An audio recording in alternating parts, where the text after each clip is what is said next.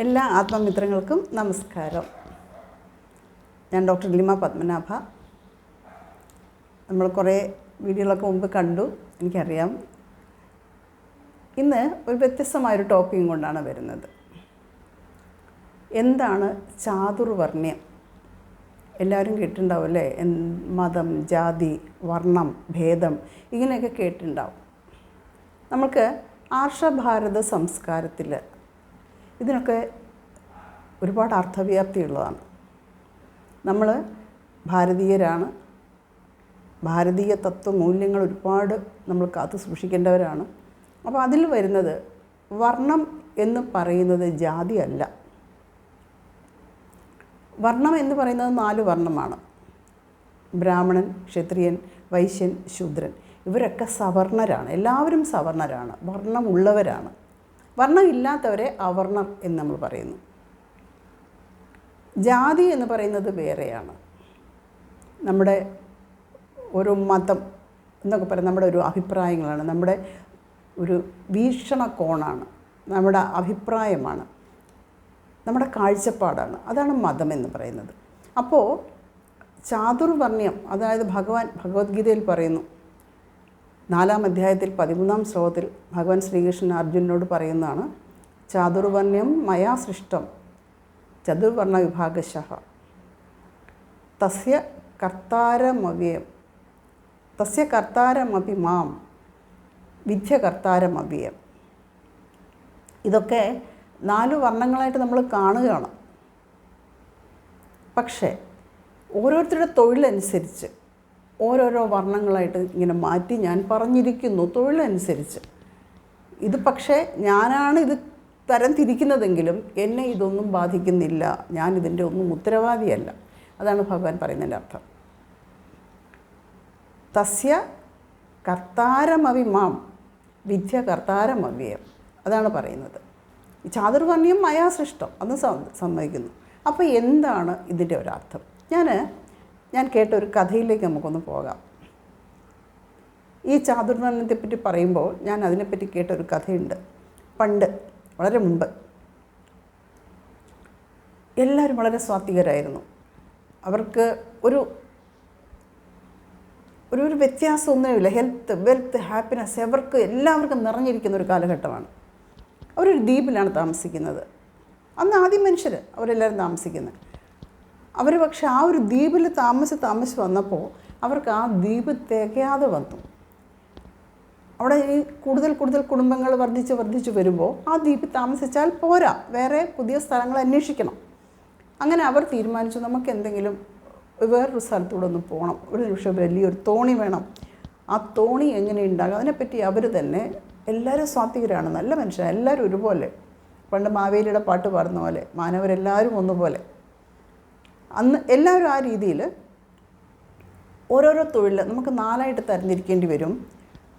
അപ്പോൾ ഒരു കൂട്ടർ പറഞ്ഞു, ഞങ്ങൾ ജപവും ധ്യാനവും ഈശ്വരപ്രീതിക്ക് വേണ്ടി ഇതെല്ലാം ചെയ്തോളാം, നമ്മൾക്ക് അതാണ് അത്യാവശ്യമായിട്ടുള്ളത്, ഞങ്ങളത് ചെയ്യാം. ഓക്കെ, അവരതിന് ഓരോരുത്തരുടെ ഇഷ്ടപ്പെട്ട തൊഴിൽ അവർ തിരഞ്ഞെടുക്കുകയാണ്. രണ്ടാമതൊരു കൂട്ടർ പറഞ്ഞു, നമുക്ക് കൈമയും മറന്ന് ഞങ്ങൾ സഹായിക്കാം, ഏതൊക്കെ മരങ്ങളാണ് എടുത്ത് ചുമന്ന് കൊണ്ടുവരാനൊക്കെ ഉള്ളത് ഞങ്ങൾ ചെയ്യാം, എല്ലാവരും പ്രൊട്ടക്റ്റ് ചെയ്യാൻ ചെയ്യാം. അവർ വേറൊരു വിഭാഗമായി. വേറൊരു വിഭാഗം പറഞ്ഞു, ഏത് മരമാണ് നല്ലത്, എങ്ങനെയാണ് ഉരുപ്പടി ഉണ്ടാക്കേണ്ടത്, എങ്ങനെയാണ് ഒരു തോണി ഉണ്ടാക്കേണ്ടത്, ഇതൊക്കെ നമ്മൾ കൂടി ഹെൽപ്പ് ചെയ്യാം, നമ്മൾ ആലോചിച്ചുണ്ടാക്കാം. ഓക്കെ, അങ്ങനെ ഒരു വിഭാഗമായി. അപ്പം 4ാമതൊരു കൂട്ട് പറഞ്ഞു, നിങ്ങളൊക്കെ എല്ലാവരും ഈ ജോലി ചെയ്യുമ്പം നിങ്ങൾക്കൊക്കെ ഭക്ഷണം കഴിക്കണ്ടേ, ആ ഭക്ഷണമൊക്കെ ഞങ്ങൾ ഉണ്ടാക്കിത്തരാം, നിങ്ങൾക്ക് ഉണ്ടാക്കിത്തരാം. അങ്ങനെ വേറൊരു വിഭാഗവും ഭക്ഷണം ഉണ്ടാക്കാൻ വേണ്ടിയായി. അങ്ങനെ ഇവർ എല്ലാവരും ഒന്നാകെ നിന്ന് പ്രവർത്തിച്ച് വർക്ക് ചെയ്ത് അവരൊരു നല്ല തോണി ഉണ്ടാക്കി. ആ തോണിയിൽ മറ്റൊരു ദ്വീപിലേക്ക്, മറ്റൊരു സ്ഥലത്തേക്ക് ഇവർ യാത്രയായി. അപ്പോൾ ഈ 4 ഭാഗത്തിൽപ്പെട്ടവരും ഈ ദ്വീപിൽ തന്നെ ഉണ്ട്. ഈ ബാക്കിയുള്ളവരാണ്, ബാക്കി കുറേ പേർ ഇതേപോലെ വേറൊരു സ്ഥലത്തേക്ക് പോയി എന്നാണ് ഈ കഥയുടെ അർത്ഥം. പിന്നെ എന്താണ് സംഭവിച്ചത്? ഈ ആൾക്കാർ ഓരോരുത്തരും ഓരോരുത്തരുടെ തൊഴിലനുസരിച്ച്, മേന്മ അനുസരിച്ച് ഞങ്ങളാണ് വലുത്, പൂജകളും ഹോമങ്ങളും ചെയ്യുന്നവർ ഞങ്ങൾ ബ്രാഹ്മണരാന്ന് പറഞ്ഞു. തടിയും മരവും ഒക്കെ കണ്ടുപിടിക്കാനും എടുത്തുകൊണ്ട് ചുമക്കാനും എല്ലാവരും രക്ഷിക്കാനും ഒക്കെ നിന്നവർ ക്ഷത്രിയരാന്ന് പറഞ്ഞു. മരം മുറിച്ച് ഓരോന്നും യോജിപ്പിക്കുന്നത് എങ്ങനെയൊക്കെയാണെന്ന് പറഞ്ഞു അതെങ്ങനെ ചിന്തിച്ചവരൊക്കെ വൈശ്യരാന്ന് പറഞ്ഞു. ഇവർക്കൊക്കെ ഭക്ഷണം കൊടുത്തവരെയൊക്കെ ശൂദ്രർ എന്ന് പറയുന്നൊരു ഭാഗത്തിലോട്ട് ഇവരങ്ങനെ അങ്ങ് വേർതിരിഞ്ഞ് പിന്നീടാണ് ആദ്യം എല്ലാവരും സാത്വികർ തന്നെ ആയിരുന്നു. പക്ഷേ ഈ വേർതിരിവ് വന്നതോടുകൂടി എല്ലാവരും പ്രശ്നമായി. അപ്പോഴും പക്ഷെ അവർ ഒരുമിച്ച് തന്നെയാണ് നിന്നത്, വേറെ മാറിയിട്ടൊന്നുമില്ല. ബ്രാഹ്മണർ പറയും ഞങ്ങൾ ഒരു ശരീരം എടുത്തു കഴിഞ്ഞാൽ ഞങ്ങളതിൻ്റെ ശിരസ് ഭാഗമാണെന്ന് പറയും. ക്ഷത്രിയർ പറഞ്ഞു ഞങ്ങളതിൻ്റെ കയ്യാന്ന് പറഞ്ഞു. വൈശ്യർ പറഞ്ഞു ഞങ്ങളതിൻ്റെ തുടഭാഗമാണെന്ന് പറഞ്ഞു. ശൂദ്രർ എന്ന് പറയുന്നവർ ഞങ്ങളതിൻ്റെ പാദമാണ്. നമ്മളൊന്ന് ആലോചിച്ച് നോക്കൂ, ശരീരത്തിൻ്റെ ഓരോ അംഗവും നമുക്ക് ഏറ്റവും വിലപ്പെട്ടതാണ്. ഒരംഗത്തിന് എന്തെങ്കിലും ഒരു ഭംഗം വന്നാൽ നമുക്ക് ഒരു സമാധാനമായിട്ട് നടക്കാൻ പറ്റില്ല. നമുക്ക് ഒരു കാര്യങ്ങളും മുന്നോട്ട് കൊണ്ടുപോകാൻ സാധിക്കില്ല. അത് ഏകദേശം നമ്മുടെ ഇടത്തെ കണ്ണാണോ ഏറ്റവും നല്ലത്, വലത്തെ കണ്ണാണോ ഏറ്റവും നല്ലത് എന്ന് ചോദിച്ചു കഴിഞ്ഞാൽ നമുക്ക് തിരിച്ച് പറയാൻ പറ്റില്ല. അതുപോലെ നമ്മുടെ ശരീരത്തിൻ്റെ ഓരോ ഭാഗവും, ശിരസ്സും പാദവും കൈകാലുകളും തൊടയും ദേഹവും എല്ലാം ഒരേപോലെ എല്ലാ അംഗങ്ങളും നമുക്ക് ആവശ്യമുള്ളവർ തന്നെയാണ്. അവർക്കിതറിയാം. അവർ വളരെ സാത്വികരായിട്ട് തന്നെ ജീവിച്ചുകൊണ്ടിരുന്നതാണ്. നമുക്കറിയാം, ത്രേതായുഗത്തിൽ കുറച്ച് പേരായിരുന്നു താമസമുള്ളത്. നമ്മൾ ഈ സാത്വികം, രാജസം, താമസം എന്ന് പറയുന്ന 3 ഗുണവിഭാഗങ്ങളുണ്ട്. അത് കടന്ന് വന്നപ്പോഴാണ് മനുഷ്യൻ്റെ എല്ലാം തെറ്റും. നമ്മൾ ആദ്യത്തെ സത്യയുഗത്തിൽ എല്ലാവരും സാത്വികരായിരുന്നു. അതുകൊണ്ട് അവിടെ ഒരു പ്രശ്നങ്ങളും അറിഞ്ഞിട്ടില്ല. എല്ലാവരും വളരെ സന്തോഷവും ആനന്ദത്തിലുമായിരുന്നു. രണ്ടാമത് വന്ന് ത്രേതായുഗമായപ്പോൾ കുറച്ച് ആൾക്കാർ, കുറച്ച് പേര് താമസ ഗുണം മുന്നിട്ട് നിൽക്കുന്നവരായി. ദ്വാപരയുഗമായപ്പോൾ ഒരേ കുടുംബത്തിൽ തന്നെ താമസ ഗുണമുള്ളവരും കൂടെ കയറാൻ തുടങ്ങി.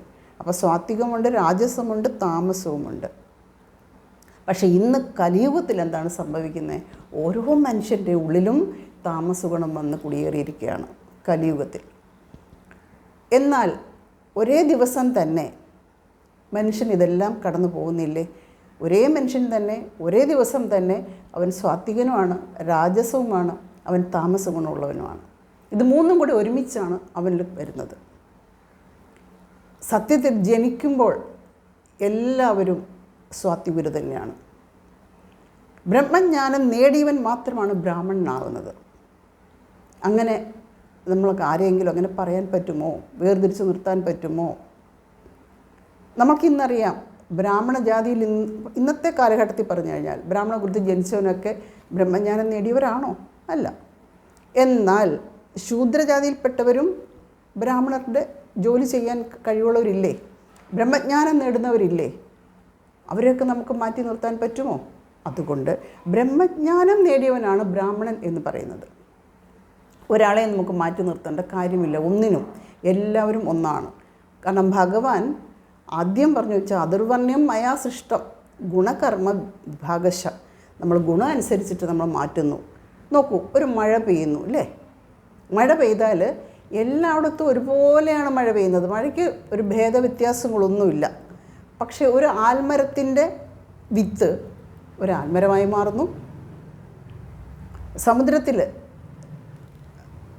സ്വാതി നക്ഷത്രത്തിൽ ഒരു മുത്തുച്ചിപ്പിയുടെ വായിലാണ് വായിലോട്ടാണ് ആ വെള്ളത്തുള്ളി ഇട്ടിരുന്നെങ്കിൽ അതൊരു മുത്തുച്ചിപ്പിയായി മാറുന്നു. ഒരു ഗട്ടറിൽ അഴുക്ക് ചാലിലാണെങ്കിൽ ആ മഴവെള്ളം വീഴുന്നെങ്കിൽ അത് അഴുക്ക് വെള്ളമാവുന്നു. ഗംഗാനദിയിലാണ് ആ മഴ പെയ്യുന്നതെങ്കിൽ അത് പുണ്യജലമാവുന്നു. ഇനി ഒരു ഡെസർട്ടിലാണെങ്കിലോ ഒരു മരുഭൂമിയിലാണെങ്കിലോ കള്ളിമുൾ ചെടികളായിട്ട് മാറുന്നു അല്ലേ? അപ്പോൾ എല്ലായിടത്തും പെയ്യുന്നത് ഒരേ മഴ തന്നെയാണ്. അതേപോലെയാണ് ഭഗവാന്റെ ഒരു കാരുണ്യവും ഭഗവാന്റെ നല്ല ശുദ്ധമായ സാത്വിക എനർജിയും. എല്ലാവരിലും ഒരേപോലെ ഭഗവാൻ വർഷിക്കുന്നു അദ്ദേഹത്തിൻ്റെ കാരുണ്യം. പക്ഷേ ഏറ്റെടുക്കുന്ന ആൾക്കാരുടെ സ്വഭാവം അനുസരിച്ച്, അവരുടെ പ്രവൃത്തി അനുസരിച്ച്, അവരുടെ തൊഴിലിൻ്റെ രീതി അനുസരിച്ച് അത് മാറുന്നു. അതുകൊണ്ടാണ് നമ്മൾ ഇന്ന് ഓരോ മനുഷ്യരും കർമ്മബന്ധങ്ങളിൽ പെട്ടുഴലുന്നത്. ശ്രീനാരായണ ഗുരുസ്വാമി പറഞ്ഞിട്ടുണ്ട്, ഒരു ജാതി, ഒരു മതം, ഒരു ദൈവം മനുഷ്യന്, അത്രയേ ഉള്ളൂ, അതിൽ കൂടുതൽ ചിന്തിക്കാനില്ല. സത്യസായി ഈശ്വരൻ പറയുന്നു, ഒരു മതമേ ഉള്ളൂ മനുഷ്യൻ്റെ, ഒരു ജാതിയേ ഉള്ളൂ മനുഷ്യൻ്റെ സ്നേഹം, അത് മാത്രമേ ഉള്ളൂ. ശ്രുതി സായീശ്വരൻ പറയുന്നു, നിൻ്റെ ഉള്ളിരിക്കുന്ന ഈശ്വരൻ മാത്രമേ നിനക്ക് സത്യമായിട്ടുള്ളൂ. ഇത് ഓരോ പുരാണങ്ങളും ഓരോ വേദങ്ങളും ഓരോ ഉപനിഷത്തുകളും ഓരോ ഋഷിമാരും ഓരോ ഗുരുക്കന്മാരും ഇത് തന്നെയാണ് നമ്മൾക്ക് പറഞ്ഞു തന്നിരിക്കുന്നത്. പക്ഷേ ഇന്ത്യക്ക് വെളിയിലുള്ള വിദേശ ശക്തികൾ പണ്ടും ഇന്ത്യയുടെ ആർഷഭാരത് സംസ്കാരത്തിൻ്റെ ശക്തി അവരന്ന് അറിഞ്ഞിരുന്നു. അവരവിടെ കാണിച്ചുകൊണ്ടിരുന്നത് എന്താണ്? അവർ ഇന്ത്യക്കാരെ പറയും അവർക്ക് ജാതിയും മതവും ഒക്കെയാണ് പ്രശ്നം എന്ന് പറയും. അവരെന്താ കാണിച്ചത്? അവർക്ക് സ്ലേവറിയാണ്.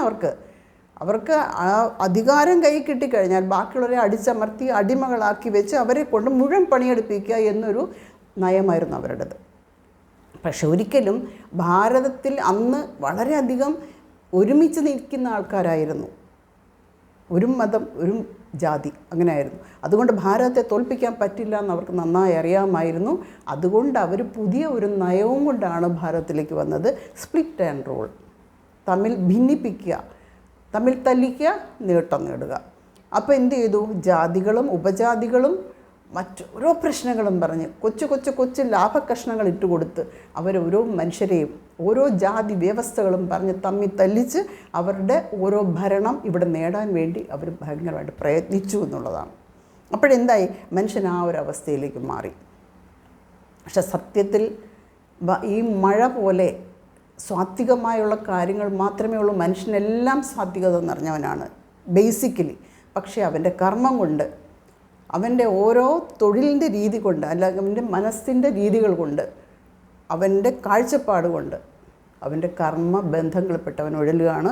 അവൻ പല ജാതി പല മതം എന്നുള്ള രീതിയിലേക്ക് അങ്ങ് മാറിപ്പോവുകയാണ്. സത്യത്തിൽ ഇതിലൊന്നും ഒരർത്ഥവുമുള്ളതല്ല. മനുഷ്യൻ്റെ മതം എന്ന് പറയുന്നത് സ്നേഹമാണ്. സത്യസായീശ്വരനും പറയുന്നു, സത്യം, ധർമ്മം, ശാന്തി, പ്രേമം, അഹിംസ, ഇതാണ് നിങ്ങളുടെ 5 തത്വങ്ങളായിട്ട് നിങ്ങൾ ജീവിച്ച് നിങ്ങളുടെ ജീവിതത്തിൽ വിജയിക്കാനുള്ളത്. ഗുരുദേവൻ പറയുന്നു, സത്യം, അഹിംസ, ശാന്തി, അപരിഗ്രഹം, അവ്യഭിചാരം, ലഹരി വർജനം, ഇത്രയും കാര്യങ്ങൾ ഒക്കെ ചെയ്തു കഴിഞ്ഞാൽ നിങ്ങൾക്ക് പരിപൂർണ്ണ ആരോഗ്യമായി നിങ്ങൾ ഈശ്വരന് തുല്യമായി എന്ന് ഗുരുദേവനും പറയുന്നു.